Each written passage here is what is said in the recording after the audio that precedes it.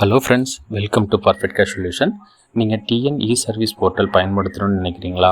ஆனால் அதில் புதுசாக எப்படி யூசர் ஐடி க்ரியேட் பண்ணுறதுன்னு தெரியாமல் யோசிச்சுட்ருக்கீங்களா? கவலையப்படாதீங்க, நீங்கள் சரியான வீடியோவுக்கு தான் வந்திருக்கீங்க. இன்றைக்கி வீடியோவில் மிக எளிமையான முறையில் ஒரு புது டிஎன்இ சர்வீஸ் யூசர் ஐடி மற்றும் பாஸ்வேர்டு எப்படி ஆன்லைனில் க்ரியேட் பண்ணுறதுன்னு ஸ்டெப் பை ஸ்டெப்பாக முழுமையாக பார்க்க போகிறோம். என்னென்ன டீட்டெயில் தேவை, ஃபார்ம் ஃபில் பண்ணும்போது என்னென்ன தப்பு செய்யக்கூடாதுன்னு தெளிவாக சொல்லியிருக்கேன்.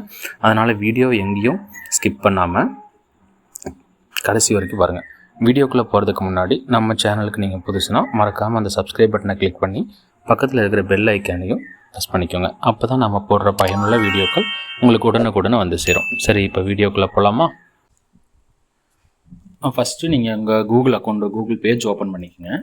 கூகுள் பேஜில் போயிட்டு டிஎன்இஜிஏ அப்படின்னு சர்ச் பண்ணிக்கங்க.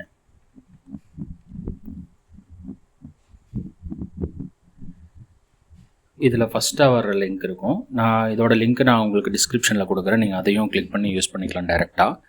நீங்கள் இதில் போயிட்டு இந்த பேஜ் ஓப்பன் ஆகும். இந்த பேஜ் ஓப்பன் ஆனதுக்கப்புறம் நம்மளுக்கு யூசர் ஐடி பாஸ்வேர்டு க்ரியேட் பண்ணி நம்ம யூஸ் பண்ணோம். ஆல்ரெடி நம்மளுக்கு ஐடி இருந்துன்னா யூசர் நேம் பாஸ்வேர்டு போட்டு நம்ம ஆல்ரெடி லாகின் பண்ணி கேப்சா கோடு போட்டு லாகின் பண்ணி உள்ளே போயிடுவோம்.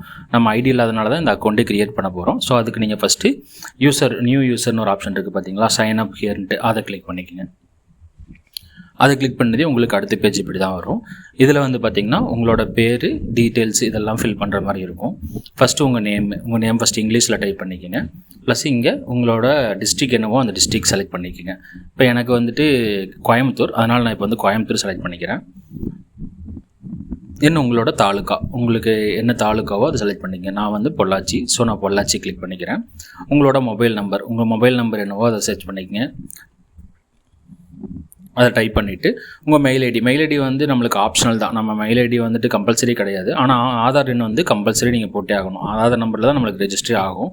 ஸோ உங்கள் ஆதார் நம்பர் போட்டு உங்கள் மெயில் ஐடி நீங்கள் என்ன வேணாலும் ஐடி நீங்கள் க்ரியேட் பண்ணலாம். ஃபார் எக்ஸாம்பிள் என்னோடது சரவணாங்கிற பேர்னால சரவணா 401 501 அந்த மாதிரி நான் ஏதாவது போட்டுப்பேன். அதே மாதிரி பாஸ்வேர்டு பார்த்திங்கன்னா உங்களுக்கு ஃபஸ்ட் லெட்டர் கேப்ஸில் இருக்கணும்.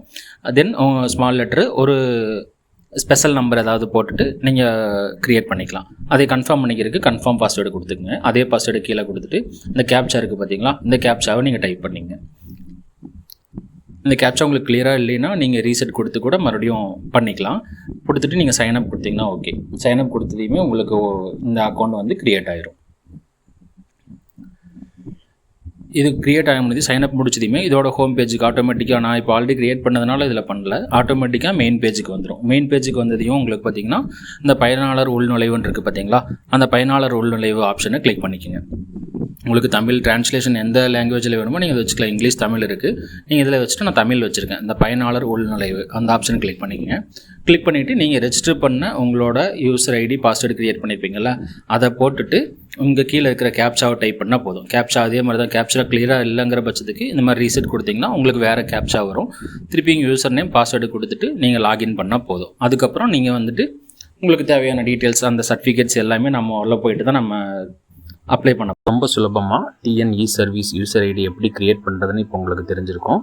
உங்களுடைய யூசர் ஐடி மற்றும் பாஸ்வேர்டு க்ரியேட் ஆனதுக்கப்புறம் அதை மறக்காமல் ஒரு இடத்துல நோட் பண்ணி வச்சுக்கோங்க. அப்போ தான் அடுத்த தடவை அதை லாகின் பண்ணும்போது ரொம்ப ஈஸியாக இருக்கும்.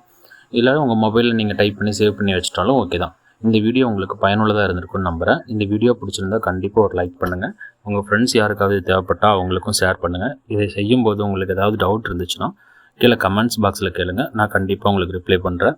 பர்ஃபெக்ட் கேஷ் சொல்யூஷன் வீடியோ பார்த்ததுக்கு ரொம்ப நன்றி. அடுத்து ஒரு நல்ல வீடியோ உங்களை சந்திக்கிறேன். தேங்க்யூ. பை.